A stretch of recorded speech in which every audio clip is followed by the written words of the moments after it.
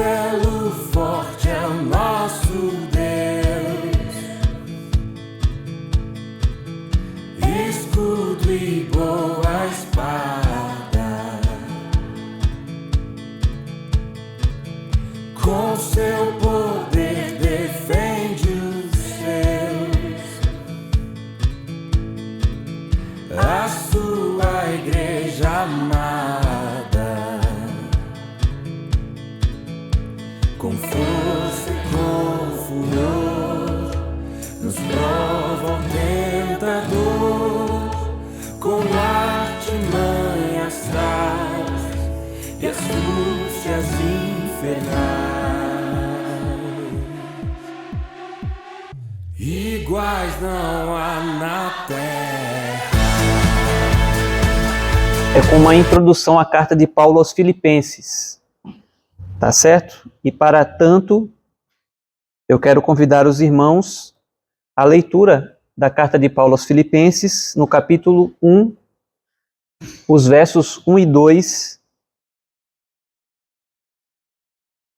Carta de Paulo aos Filipenses, capítulo 1, os versos 1 e 2.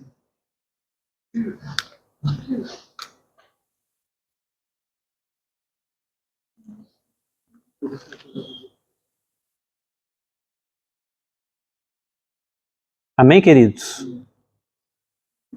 Filipenses capítulo 1, versículo 1 e 2. Assim nos diz a palavra de Deus. Paulo e Timóteo, servos de Jesus Cristo, a todos os santos em Cristo Jesus que estão em Filipos, com bispos e diáconos, graça a vós e paz da parte de nosso Deus, da parte de Deus, nosso Pai, e da do Senhor Jesus Cristo. Repita após mim, por favor, queridos. Paulo e Timóteo, servos de Jesus Cristo, a todos os santos em Cristo Jesus, que estão em Filipos, com os bispos e diáconos, graça a vós e paz da parte de Deus, nosso Pai, e do Senhor Jesus Cristo. Amém, queridos? Então, nós vamos estar trabalhando com a carta de Paulo aos Filipenses. A nossa intenção é fazer uma abordagem um pouco panorâmica, um pouco geral sobre essa carta.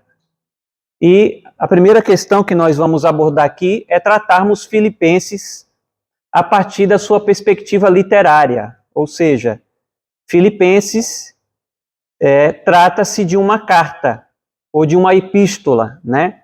Todos nós que estudamos a Bíblia Sagrada, nós lidamos com esses termos, né? Às vezes o pastor ou o pregador fala epístola, outros falam carta, né? Mas epístola e carta é a mesma coisa, né? A epístola é uma carta no sentido mais formal. Então, por muitas vezes a carta ter um teor doutrinário, né? Ela é chamada também de epístola. Então, no primeiro slide aí que nós colocamos é a tratativa de Filipenses como uma carta. Pode passar, por favor, o slide. Então, em primeiro lugar, nós devemos tratar Filipenses como uma carta. Então, as cartas eram o método mais comum de comunicação no primeiro século. Então, todo mundo sabe que naquele tempo não tinha celular, né? Não tinha Instagram, não tinha WhatsApp. Então, a forma de comunicação mais eficaz no primeiro século era através das cartas. Algumas vezes, essas cartas elas possuíam um caráter mais formal, né? A troca de cartas, por exemplo, entre autoridades, entre governadores, entre prefeitos, né? Muitas vezes essas autoridades elas consultavam seus superiores para obter alguns conselhos, né, para a tomada de decisão, às vezes sobre política, às vezes sobre negócios, e muitas vezes também essas cartas também poderiam ser menos formais, né, tratando de questões mais familiares, mais domésticas, mais pessoais, tá certo? E Era utilizado naquela época, no primeiro século, vários materiais para se escrever uma carta. Então nós colocamos aí, por exemplo, o pergaminho, que era um material que era utilizado também para a escrita de cartas. O pergaminho, normalmente, ele era feito de pele de animais, né? Normalmente pele de cabra, que era curtido, né? E era feito ali também para a escrita. Mas além do pergaminho que nós colocamos aí, existia também o papiro. Já ouviram falar do papiro? O papiro, na verdade, irmãos, ele era uma espécie de uma planta, tá certo? Essa planta era retirado ali a casca dela, e a tala dessa planta servia ali, né? Existia todo um processo que era feito com essa planta, né? Desde ali de colocar de molho, essa tala era prensada e virava como se fosse uma folha, né? Que depois era secada ao sol e formava ali uma espécie de papel também que servia para a escrita. Então, além do pergaminho, que era feito de pele de animais, existia também o papiro, que era de origem vegetal, no caso aqui. E, além do papiro e além do pergaminho, existia também os tabletes de barro, que também era utilizado para a escrita, né? Então, esses eram normalmente os materiais utilizados para a escrita das cartas. Os irmãos estão entendendo? Então, no próximo slide, nós colocamos também aí um pouco sobre a estrutura das cartas gregas. Então, normalmente, as cartas, elas possuíam uma estrutura específica. Então, primeiro, por exemplo, era colocado ali o nome do autor, o autor se identificava nessa carta, tá certo? Normalmente, esse autor se identificava acompanhado de um adjetivo, então, fulano de tal, governador, ou fulano de tal, e colocava ali o posto que ele possuía, quando se tratava, evidentemente, de uma carta mais formal. Depois do autor se identificar, normalmente havia a identificação dos destinatários, ou seja, daquela pessoa que estava recebendo essa carta. Também, normalmente, acompanhava um adjetivo. Em terceiro lugar, havia uma saudação inicial, tá certo? Essa saudação, no grego, chamava-se de kairen, que era como se chamava a saudação. E sempre isso no início das cartas. Depois, evidentemente, tinha-se o conteúdo da carta, e, por fim, a pessoa que escrevia a carta fazia uma espécie de voto fechando essa carta.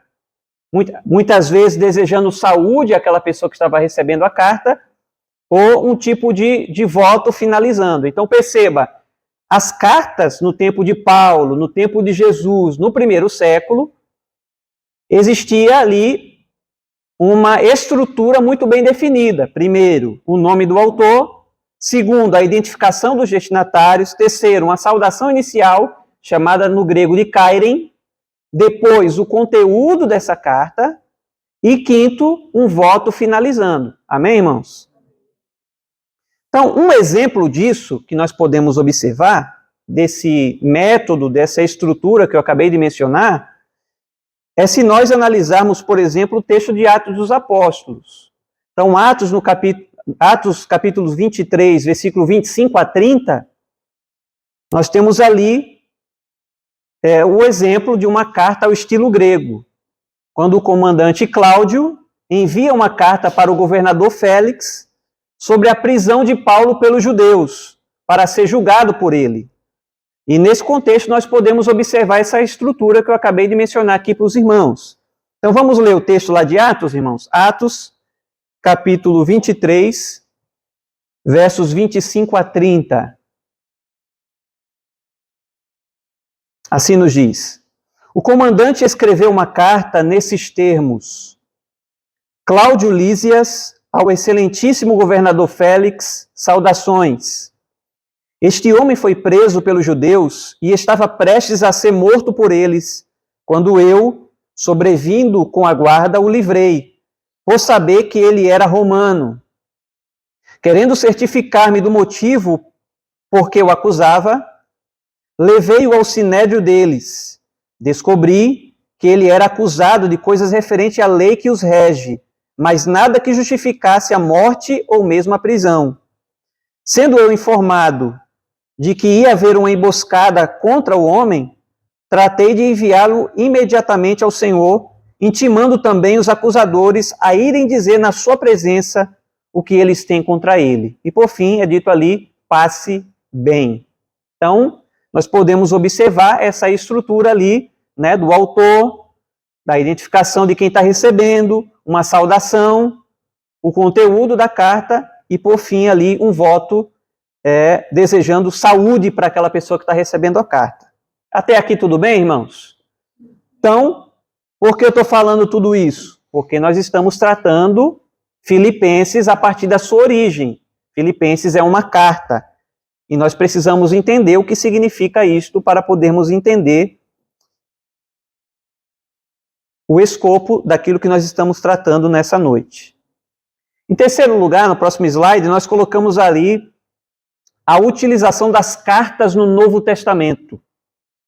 Então, os apóstolos e os escritores do Novo Testamento, sabendo que as cartas eram o método mais eficaz de comunicação, eles utilizaram esse método para se comunicar com as igrejas. Então, os apóstolos se apropriaram, vamos assim dizer, deste método, dessa comunicação, para poder ali lidar com as questões da igreja. É claro que nós sabemos que os apóstolos eles eram um número reduzido, tá certo? Não tinha muitos apóstolos, só tinha 12 e um traiu, depois, né, Deus chamou o apóstolo Paulo, enfim, eles eram um grupo resumido e não podiam estar em vários lugares ao mesmo tempo. Por isso mesmo, eles utilizavam as cartas para haver essa comunicação com as igrejas. Então, o cristianismo também cresceu muito rápido no século I e se espalhou por diversas regiões. E nesse sentido, como os apóstolos não conseguiam fazer muitas viagens, porque as viagens, na verdade, eram muito caras, não existia TAM, tá certo? Não existia Gol, não existia Voyazu, sequer havia estradas direito, quando havia, o investimento também era exorbitante, muitas vezes as viagens demoravam semanas, meses, tá certo? E custavam muito caro, de modo então que as cartas eram um método mais econômico e mais eficaz para se haver a comunicação. Então, a carta, ela carregava, por assim dizer, a autoridade daquele que estava enviando aquela carta. Essa carta, quando a igreja recebia uma carta, essa carta era lida diante de toda a igreja. Aleluia! Glória a Deus! Então, essa carta, além de ser lida por toda a igreja, essa carta tinha um aval daquele que enviava. Era como se o próprio apóstolo estivesse presente no meio daquela igreja. Depois essa carta, evidentemente, era copiada e também era remetida para as igrejas que estavam nas regiões adjacentes. Só para os irmãos entenderem ali, quantos livros nós temos no Novo Testamento? 27. Dos 27 livros que nós temos no Novo Testamento, 21 são cartas. Está entendendo? As cartas eram um método eficaz de comunicação ou não? Eram. De 27 livros do Novo Testamento, 21 eram cartas. Então nós temos no Novo Testamento 13 cartas do apóstolo Paulo, foi o que mais escreveu cartas. Nós temos 2 cartas de Pedro, uma carta de Tiago, irmão do Senhor, uma carta de Judas, uma carta de autoria anônima, que é Hebreus, e 3 cartas do apóstolo João. Só uma notinha de rodapé, irmãos. Esse Judas que escreveu esta carta não é Judas que traiu Jesus, tá? Amém, irmãos? Que uma vez eu vi uma irmã, no culto de ensino, inclusive, que ela afirmou diante de toda a igreja, foi até engraçado, Judas, cara de pau, que além de trair Jesus, ainda teve a coragem, a audácia de escrever uma carta na Bíblia. Então, irmãos, esse Judas aqui não é o Judas o Iscariotes. Esse Judas aqui era Judas, irmão de Jesus, porque Jesus também tinha um irmão chamado Judas. além do irmão de Jesus que escreveu a carta, Tiago, que também era irmão de Jesus, também escreveu. Então, no total, 21 cartas no Novo Testamento. Então, passando mais adiante, nós temos aqui um pouquinho também sobre a autoria da carta de Filipenses. Então, a carta, ela apresenta-se como tendo sido escrita por Paulo. Vocês lembram do texto que nós lemos, né? Filipenses capítulo 1, versículo 1. Paulo e Timóteo, servos de Cristo Jesus, a todos os santos em Cristo Jesus, inclusive bispos e diáconos que vivem em Filipos. Então, desde já, a carta identifica o seu autor. Pouquíssimos intérpretes, pouquíssimos estudiosos do Novo Testamento duvidam da autoria paulina. Pouquíssimos. Normalmente, os que objetam a autoria de Paulo à carta de Filipenses, eles argumentam que o hino que tem na carta de Filipenses, no capítulo 2, versículos 5 a 11, eles dizem, essas pessoas que não concordam que Paulo foi escritor, que esse hino não possui o ritmo de Paulo, mas aproxima-se de poesia hebraica anterior a Paulo. Eles argumentam ainda que o apóstolo Paulo não interromperia suas exortações para compor uma canção tão bela para depois retomar as suas exortações. Então, os que não concordam que Paulo seja o autor, eles utilizam esses argumentos aqui que eu mencionei. Entretanto, pode passar para o próximo slide ali para o pessoal ir acompanhando, Nega, por favor? Entretanto, os teólogos D.A. Carson, Douglas Moo e Leo Morris, eles fazem, esses três grandes estudiosos do Novo Testamento, eles discordam desses teólogos que são contra a autoria de Paulo. Eles dizem o seguinte: a carta afirma ter sido escrita por Paulo, e contra essa afirmação não se levanta nenhuma dificuldade séria. Quanto às características palestinas, deve ser lembrado que a língua materna de Paulo era aramaico, de modo que não é obstáculo à sua autoria essas alegações que esses outros autores dizem. A afirmação de que o trecho emprega uma teologia do servo que não é costume de Paulo é contrabalançada pelo fato de ela conter uma referência bem paulina à morte de cruz, no versículo 8 de Filipenses capítulo 2. Essa é uma expressão paulina, característica, e, portanto, devemos concluir que ela procede de Paulo. Pois, primeiro, ela se encontra numa epístola que, sem sombra de dúvida, foi escrita pelo apóstolo, e dois, não existe motivo convincente para rejeitar Paulo como autor ou atribuir o hino a alguma outra pessoa. Portanto, Filipenses é de fato uma carta que saiu da pena do apóstolo Paulo, é uma carta autêntica paulina. Historicamente, Filipenses é uma das cartas sobre cuja canonicidade parece que houve poucas dúvidas também. Os pais da igreja primitiva, como Policarpo de Esmirna, Irineu de Lyon, Clemente de Alexandria, Eusébio de Cesareia e outros, afirmaram que essa carta é de origem paulina, é de origem de Paulo. Portanto, as evidências tanto externas quanto internas asseguram que esta é uma autêntica carta do apóstolo Paulo. Nós colocamos alguns versículos ali, então vamos tratar aqui só um ou dois, irmãos, só para os irmãos terem noção. Então, Filipenses capítulo 1, versículo 7.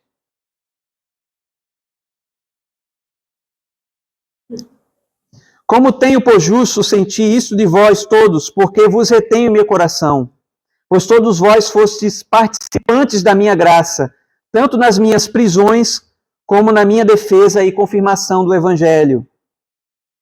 Agora vamos para o versículo 13. De maneira que as minhas prisões em Cristo foram manifestadas por toda a guarda pretoriana e por todos os demais lugares. Capítulo 2, versículo 12. De sorte que, meus amados, assim como sempre obedeceste não só na minha presença, mas muito mais agora na minha ausência, assim também operai a vossa salvação com temor e tremor. Versículo 19. Espero no Senhor Jesus que em breve vos mandarei Timóteo, para que também eu esteja de bom ânimo, sabendo dos vossos negócios. Porque a ninguém tenho de igual sentimento que sinceramente cuide do vosso estado, porque todos buscam o que é seu e não o que é de Cristo Jesus. Mas bem sabeis qual a sua experiência e que serviu comigo no Evangelho como um filho ao Pai. Então nós vemos ali essa carta sendo atrelada a Paulo estando preso, né? E essa carta era identificada, por isso que no versículo 1, Timóteo aparece aqui no texto. Paulo e Timóteo, servos de Cristo Jesus. Então, essa expressão que ocorre aí, Paulo e Timóteo, nós vemos que os dois são qualificados como servos. Tá certo? A expressão grega que aparece aí é a expressão grega douloi. Então, na mentalidade greco-romana, a palavra servo ela não era muito bem vista.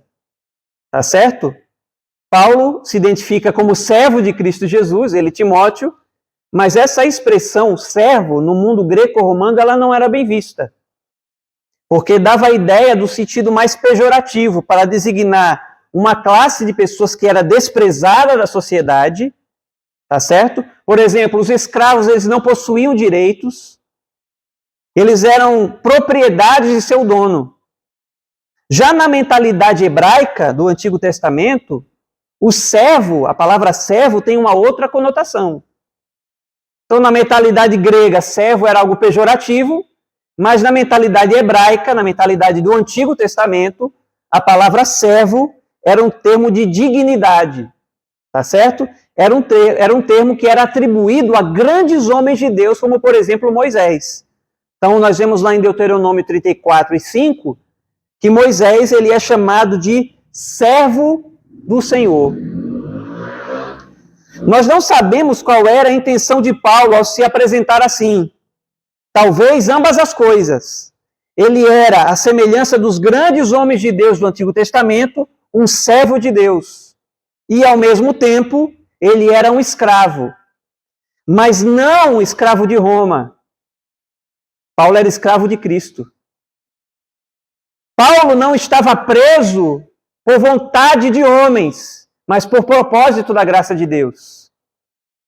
Paulo não era escravo de uma pessoa qualquer, ele era escravo do Senhor Jesus Cristo. E ele possui um Senhor, Paulo usa essa expressão para mostrar que ele possui um Senhor, que a sua vida estava no controle desse Senhor. Que acima dele existe um governador, por isso que ele é servo. Era para ter dado glória a Deus, mas tudo bem. Que acima dele tem um Senhor a quem ele deve lealdade. E esse Senhor não é César o imperador. Esse Senhor não são os grandes reis da terra. Esse Senhor a quem Paulo serve e é escravo é o próprio Cristo. Então, nós vemos também aqui, irmãos, no capítulo 1, no verso 1 de Filipenses, que Timóteo também é mencionado. Paulo e Timóteo, servos de Cristo Jesus, aos santos em Filipenses. Então, Timóteo é citado ali, ladeado pelo apóstolo Paulo. Porém, isso não significa que Timóteo tenha participado da formulação direta ou da escrita da carta. A carta é de autoria de Paulo, tá certo? Tanto que Paulo é mencionado em primeiro lugar, e isso tem importância, isso não está na Bíblia por acaso. E Timóteo, ele é mencionado porque ele estava envolvido e presente com Paulo quando a carta foi escrita por Paulo. É por isso que ele é mencionado. Mas Timóteo não era de nenhum modo coautor da carta. Essa carta é de autoria do apóstolo Paulo. Talvez Timóteo estava ali mais como um secretário, alguém que, como discípulo de Paulo, estava ali acompanhando o apóstolo quando ele escreveu essa carta. E Paulo menciona Timóteo por uma outra razão. É que Timóteo, ele era conhecido da igreja de Filipenses. Ele estava presente na fundação da igreja, se nós formos examinar o texto de Atos dos Apóstolos, capítulo 16, contrastando com Filipenses capítulo 2, de 19 a 22, os irmãos vão ver que no texto de Atos, Timóteo está presente com Paulo quando a igreja de Filipenses é fundada, e no capítulo 2, Paulo recomenda Timóteo, mostrando que ele era conhecido dentre aquela igreja. Então, Paulo menciona ali Timóteo, não por acaso, porque Timóteo era alguém que estava envolvido com as coisas daquela igreja também. Amém, queridos? Gordon Fee, que é um exegeta, estudioso do Novo Testamento, ele elucida essa questão dizendo o seguinte: a carta deve ser compreendida nesse sentido menor como vinda de ambos. Paulo como autor, com a concordância e a presença de Timóteo junto com ele. Amém, queridos? Então, na parte B aí, nós destacamos também os destinatários. Pode passar, nega. Mais. Aí. Mais. Aí. Então, nós temos ali os destinatários. A carta, irmão, ela é dirigida a todos os santos em Cristo Jesus, inclusive bispos e diáconos que viviam em Filipos. É o que diz aí a sequência do texto que nós lemos. Filipos era uma cidade muito importante e estava localizada na Macedônia Central. Os irmãos, não sei se os irmãos recordam, mas vocês podem ler depois com mais calma. Depois eu vou passar uma apostila para os irmãos também. Mas se os irmãos forem ler Atos 16, os irmãos verão ali a fundação da igreja de Filipos. E os irmãos vão ver que Paulo ele tem uma visão de um varão dizendo para ele: atravessa a Macedônia e nos ajuda. Os irmãos lembram disso? Então, Paulo, entendendo que Deus estava direcionando ele para a Macedônia, ele vai ali para aquela região até que ele chega depois, posteriormente, em Filipos. Tá certo? E ali ele funda a igreja naquela cidade. Filipenses, ou Filipos, né? Era uma cidade muito estratégica. Por quê? Porque ela ficava na divisa entre o Oriente e o Ocidente. Então, no sentido ali da perspectiva missiológica, era uma cidade estratégica, porque ficava na fronteira do Oriente e do Ocidente. Filipe da Macedônia fundou essa cidade por volta de 360 a.C., quando a tomou dos tracianos.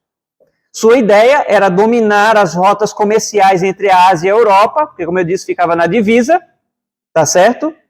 A cidade possuía diversas minas de prata, de ouro, e embora já tivessem exauridas na época do apóstolo Paulo, Filipos era um grande centro comercial. Havia muito comércio nessa cidade, e muita gente afluía para lá, tá certo? Para poder ali comprar, vender e fazer os seus negócios. A cidade de Filipos também já teve vários nomes durante a história. Então, ela se chamou em dado momento de Carênides Fontes, porque existia também muitas fontes de águas próximas ali. Seu conquistador Filipe pôs o seu nome na cidade. Mais tarde, o imperador Otávio Augusto refundou a cidade, dando a ela o status de colônia romana e concedendo-lhe o nome de sua filha. Então, essa cidade também passou a se chamar de Colônia Júlia Augusta Filipense. Embora a população fosse majoritariamente grega, o latim era também falado nessa cidade. Então, durante a segunda viagem missionária de Paulo, ele esteve nessa região, como eu disse para os irmãos. É só os irmãos verem Atos 16, né, a partir do versículo 9, os irmãos verão que Paulo ele recebe ali uma visão e ele vai para essa cidade. Quando ele chega em Filipos, ele vê ali que havia uma reunião, havia algumas mulheres que estavam ali orando próximo a um rio. E então, Paulo se aproxima, tá certo? E começa a pregar o evangelho para aquelas mulheres que estavam ali. E sabe o que é que acontece? A palavra de Deus diz que uma mulher chamada Lídia, que era empresária na cidade, vendedora de púrpura, ela se converte à fé cristã. O texto lá de Atos diz que Deus abriu o coração de Lídia para entender o que Paulo pregava. Aleluia! Porque o pregador, ele pode pregar aos ouvidos, mas só Deus pode abrir os nossos corações. O que nós fazemos aqui, pastores, pregadores, ministros, é pregar para o seu ouvido. Só Deus tem a chave dos nossos corações. Então, veja, irmãos, como foi propósito de Deus que Paulo fosse para aquela cidade. Essa igreja, ela foi fundada sob oração. Já tinham pessoas, judeus religiosos, orando ali. Paulo se aproxima, prega o evangelho, né? Algumas mulheres começam a se converter e aí começa a igreja a ser estabelecida nessa cidade. Posteriormente, os irmãos devem lembrar do relato, havia ali também, nessa mesma cidade, uma mulher que possuía espírito de adivinhação, não é? E ela tem ali um encontro com Paulo, Paulo vai passando, ela dá uma provocada em Paulo, e Paulo retruca ela, e aquela mulher liberta do espírito de adivinhação, tá certo? E essa mulher, dito no texto, que ela dava muito lucro a alguns empresários que utilizavam-se da adivinhação dela para ganhar dinheiro, e a situação vai parar na delegacia. Paulo fica preso com Silas, Timóteo já tinha saído de cena, tá certo? Mas Silas, ou Silvano, que é a mesma pessoa, estava junto com Paulo, foram presos na prisão na cidade de Filipos. Depois os irmãos lembram, Paulo e Silas estavam orando e cantando, há um grande terremoto, o carcereiro se converte, ele e sua família são batizadas, e ali a igreja é estabelecida. Paulo e Silas depois ficam livres e ali plantam uma igreja. E é para essa igreja que Paulo direciona essa carta. Amém, queridos? Mas veja, pode passar, por favor, mas veja que a expressão que ocorre na carta, mais um, identifica os destinatários da carta do seguinte modo: a todos os santos. A todos os santos. Irmãos, essa expressão não significa, a expressão santos, não significa que essas pessoas eram perfeitas ou sem pecado. Também não deve ser entendido no sentido canônico dos santos da Igreja Católica, por exemplo. A expressão santos, hagios no grego ali, ocorre mais de 60 vezes no Novo Testamento e traz a ideia de separação. Essas pessoas, embora fossem filipenses, morassem em Filipos, eram, sob certo sentido, separadas para Cristo. Não se trata de uma separação geográfica, mas espiritual. Porque os crentes, eles estavam geograficamente em Filipos, mas espiritualmente eles estavam em Cristo. Então, essas pessoas são santas no sentido que são separadas para Deus, separadas para Cristo. O teólogo Gordon Fee elucidou o termo santos aqui da seguinte forma: crentes em Cristo, constituindo o povo de Deus, que, por este mesmo fato, são também chamados de povo santo, separados pelo Espírito Santo para os propósitos de Deus e que se distinguem como aqueles que manifestam o seu caráter no mundo.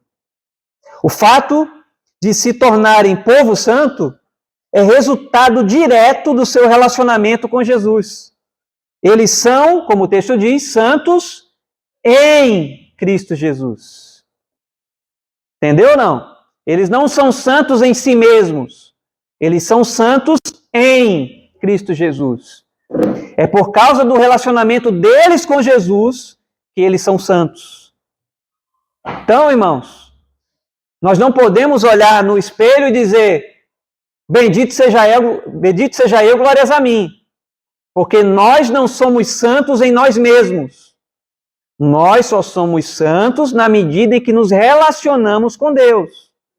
E quando nos relacionamos com Deus, essa santidade, que é um atributo que Deus compartilha com a igreja, é compartilhada na medida em que nós nos relacionamos com Ele. Então, essas pessoas não são santas em si mesmas.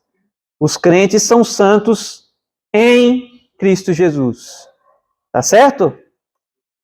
Então, o próximo slide, Karl Barth, que é um dos maiores teólogos do século XX, ele diz que pessoas santas são pessoas não santas que,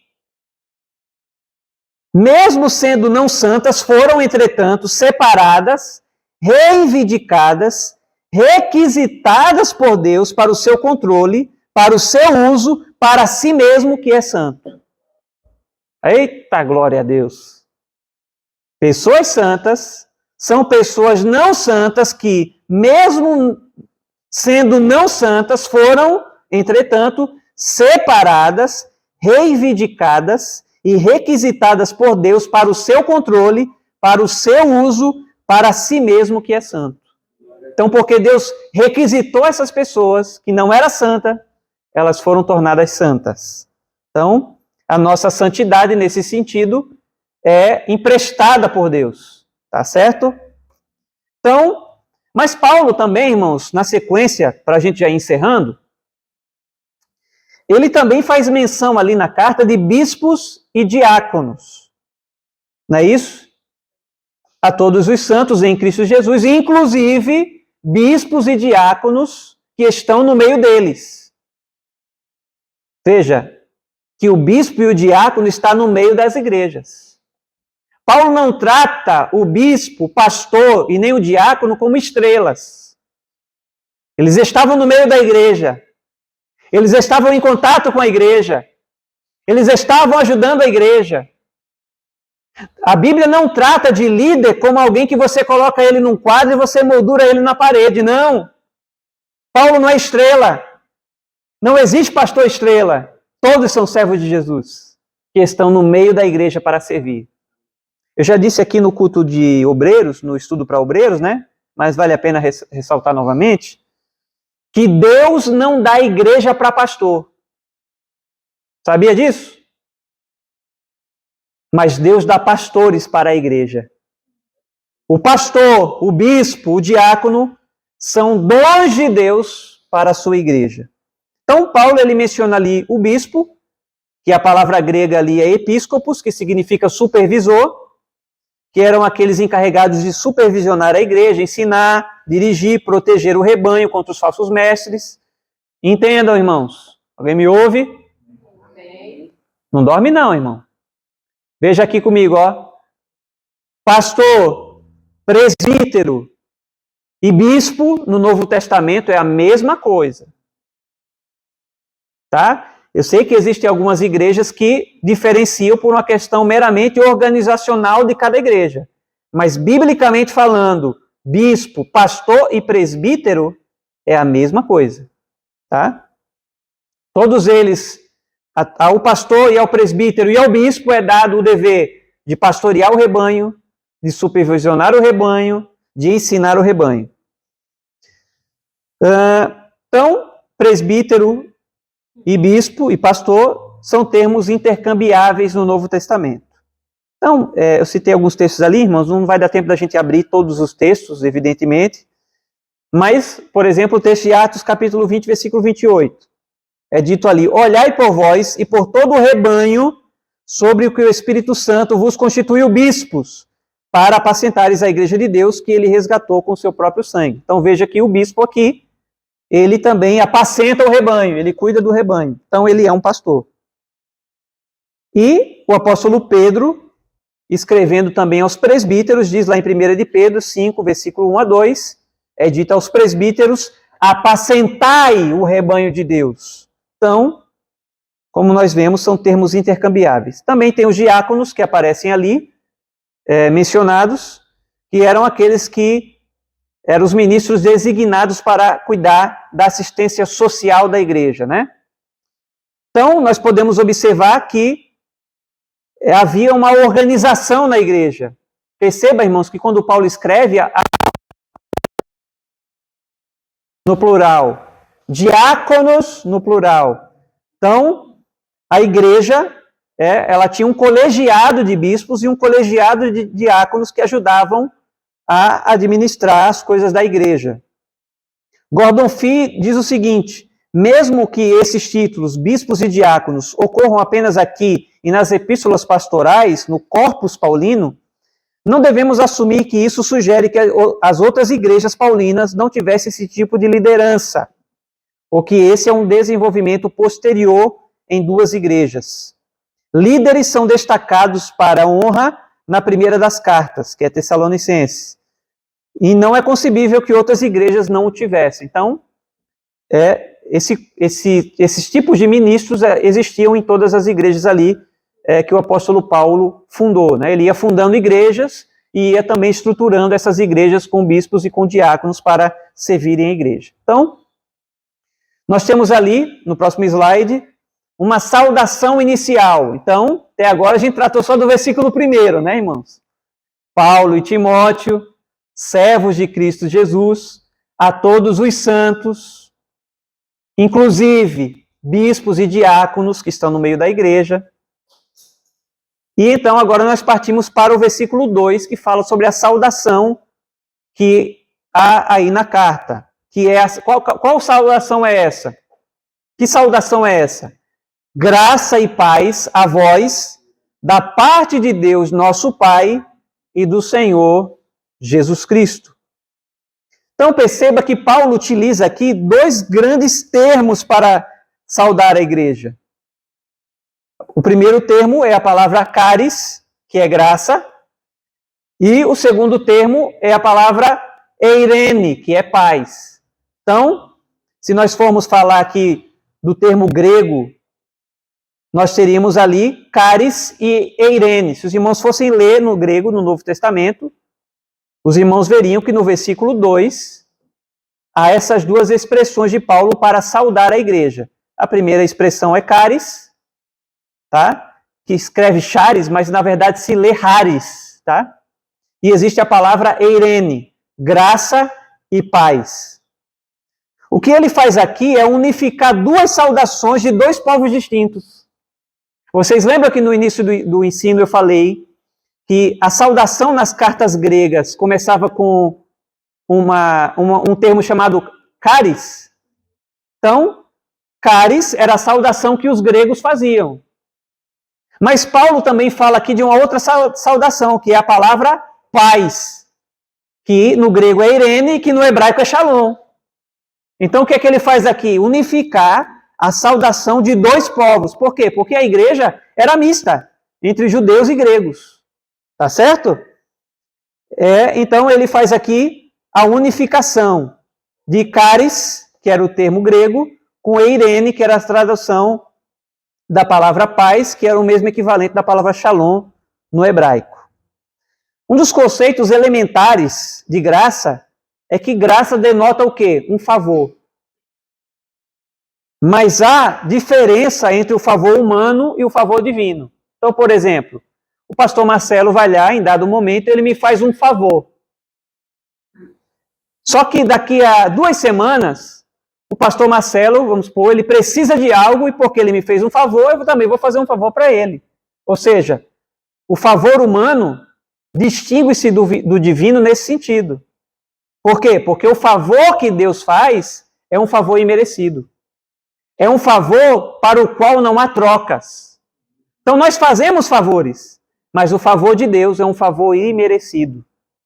Então, nesse sentido, essa graça de Deus é uma graça maravilhosa, porque não depende do que eu faço. Eita, já era para ter dado glória a Deus, mas tudo bem. Não depende dos meus méritos, mas depende exclusivamente da ação, da dádiva de Deus de doar o seu amor e a sua graça, a sua benevolência ao seu povo. O Dr. Hernandes Dias Lopes, em seu comentário de Filipenses, comentou isso do seguinte modo: pela graça, nós temos o encanto supremo de descobrir que Deus é nosso Pai. Assim, a graça é um dom imerecido. É o favor de Deus a pecadores. É a disposição de Deus dar o melhor àqueles que merecem o pior. É a disposição que Deus tem de dar o melhor àqueles que merecem o pior. No slide seguinte, irmãos, nós vemos que na teologia paulina, a salvação ela é apresentada como sendo produto da graça de Deus, né? Os irmãos sabem disso pelo texto lá de Efésios, né? Pela graça sois salvos mediante a fé, não é? E isso não vem de vós, é dom de Deus. O homem, em seu estado de pecado, é apresentado como alguém que está em inimizade com Deus, conforme Efésios capítulo 2, versículos 1 a 2. Mas por obra da graça, esse pecador ele é salvo desse estado terrível de miséria espiritual e através de uma união espiritual com Cristo. Agora, se a graça é a razão da nossa salvação, se nós somos salvos, e não entenda errado, tá, irmãos? Nós somos salvos pela graça, mas não foi de graça. Tá certo? Porque é de graça para nós, porque você não teve que pagar nada. Mas Deus teve que enviar o Filho dele para morrer por nós. Então, para Deus não foi de graça para você, para mim. Mas para Deus custou. Então, nós somos salvos pela graça, então a graça é a razão da nossa salvação. E se ela é a razão, a paz é consequência. Ou seja, porque eu fui... Olha, irmão, se tu não der glória a Deus, isso aqui eu vou encerrar. Pastor Marcelo, vem assumir aqui. Porque nós somos salvos pela graça, nós temos paz com Deus. Porque nós somos alcançados pela graça, nós temos paz com Deus. Antes de sermos salvos pela graça, nós estávamos em conflito com Deus. Nós éramos inimigos de Deus. Nós estávamos mortos em delitos e pecados. Mas porque nós somos salvos por essa graça, agora a gente que estava em conflito, agora temos paz com Deus. E se a gente tem paz com Deus, a gente pode ter paz uns com os outros. Então, Cáris e Eirene são destinados aos crentes daquela igreja de Filipos. Todos os crentes podem e devem se apropriar dessas maravilhosas bênçãos espirituais. Então, graça e paz são mais do que uma saudação. E aqui eu vou encerrar. Graça e paz não é simplesmente a abertura de Paulo numa carta. Graça e paz é um estilo de vida. É entender que porque nós fomos salvos de um estado de miséria espiritual, agora nós podemos usufruir de paz, de imperturbabilidade, de segurança, porque nós somos alcançados por essa maravilhosa graça.